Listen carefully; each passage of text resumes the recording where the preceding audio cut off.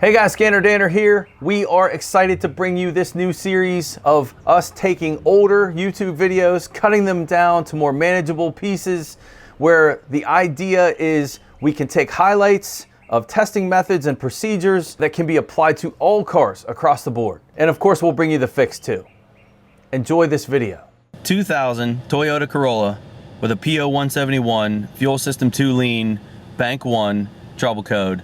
And we're going to walk through a procedure on identifying the type of lean condition that we have, starting with looking at our short-term and long-term fuel trim. What we want to look at with these two fuel trim numbers looking normal is we're pretty confident that our P0171 trouble code is not a vacuum leak.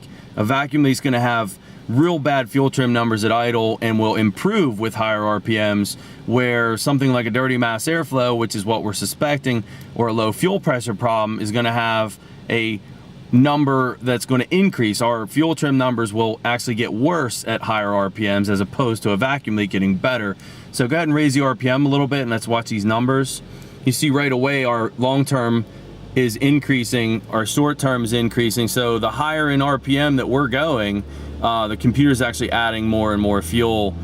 And you know, it's not drastic, but the fact is you're looking at a total of about 15%. That's good. Fuel trim at 2,500 as opposed to basically zero at idle. So we're pretty confident that we have a dirty mass airflow on this engine or a low fuel pressure problem. We're gonna test drive this car and we're gonna look at the O2 sensor at wide open throttle. One other important piece of information before you use this test is you have to make sure that your O2 sensor is functional. Make sure it's switching rich and lean, which it is, so we can rely on this O2 signal. A couple things you wanna be aware of is don't over rev the engine. Be careful, watch what's around you, and we're just gonna wind out first gear. Go ahead and hit it. We're at wide open.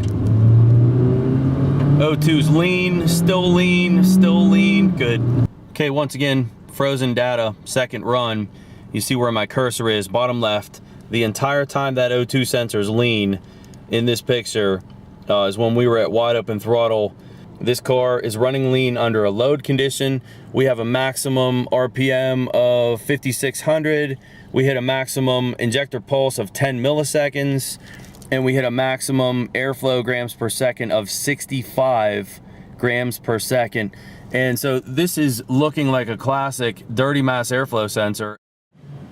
All right, here's the mass airflow sensor removed from the car. And what you're looking at on the side right here, this is actually an intake air temp sensor. That is not the hot wire that we're worried about. In fact, we're not worried about that at all. The hot wire is down inside of this, kind of tough to show you.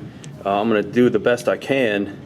Down inside of that you see two resistors, and all I'm going to use is some brake clean and a real soft brush, and I'm going to just dust that off. Because I couldn't show a real good picture of that one and where it was located, this is actually off of a GM, and this is a case study I have in my book.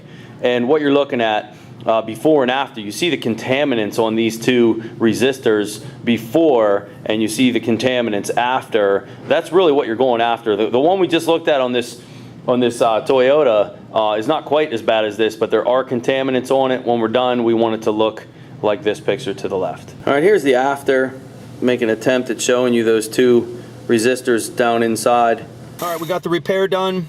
We believe this car is fixed. We're going to take it for a test drive and see for confirmation. One other thing I forgot to mention is to look at your freeze frame data when you have a trouble code like this. When you have a 171 trouble code, as you can see, and this is our freeze frame data I'm looking at right now, I see that this fault occurred at around 3,000 RPM, and my long-term fuel trim was positive 33%. So this car is running lean under a load type condition. And I use this to help guide me on what type of lean condition. If it's an idle problem, low speed, low RPM when you have a 171 code, then you're looking for a vacuum leak. If it's under load with higher RPM and higher speed, then you're looking for dirty mass airflow or a low fuel pressure problem. So again, forgot to mention that very important piece of diagnostic information as far as direction and where you're going and what type of lean condition you have. This data capture does match a dirty mass airflow as we found. And again, we're gonna go for a test drive and see the result of the test drive after cleaning the mass airflow. All right, we're getting ready to do the after test. Go ahead and hit it. O2's rich the whole time. Perfect. All right, this is the paused data of our last run. You can see on our run here that our O2 at wide open throttle, the O2 is rich the whole time, and we're over 900 millivolts, and we see peak RPM, so we matched what we did before, 5,700, and we see a pulse width of 12.3 milliseconds. We picked up quite a bit there, right? We were at 9 milliseconds before, I think, and just matching our airflow from before as well. We're at 82.46 grams per second, where I think we're 40, high 40s, low 50. Major improvement on drivability. It revs a lot better. It runs a lot better. Dirty mass airflow confirmed using the O2 wide open throttle. We are definitely getting enough fuel now. That's a fix. Okay, one last piece of information that I use frequently, and this gives you confidence to give the car back to the customer. And what we did is we took it for a drive mid-throttle. If you remember what our freeze frame data was, our freeze frame told us that it was a 3,000 RPM part throttle lean condition. So what we did is we drove the car, and we were at about 30% throttle opening and about 2,100 RPM. And notice the long-term fuel trim command during this time is adding 28% fuel. That would make sense. That matches our lean condition. The memory is still adding fuel.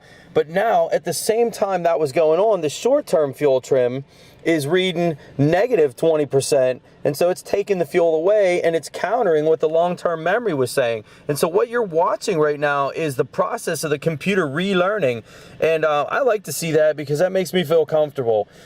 Short-term that is countering what the long-term memory is, that's beautiful. That is absolutely a fix. This car is not going to come back. So just another little piece of information to use. Don't be in a rush to wipe out the computer's memory. You know, leave it alone. Go test drive it, match the conditions, and watch your fuel trims to know if you fixed the car. Thank you for watching. I hope you enjoyed the highlights of this case study. If you have any questions about the testing methods being shown, or you'd like to learn more about my process, click on the link in the description for the full-length video. As always, don't forget to like and subscribe, and more importantly, make sure you click on that bell icon to get notifications of all new uploads.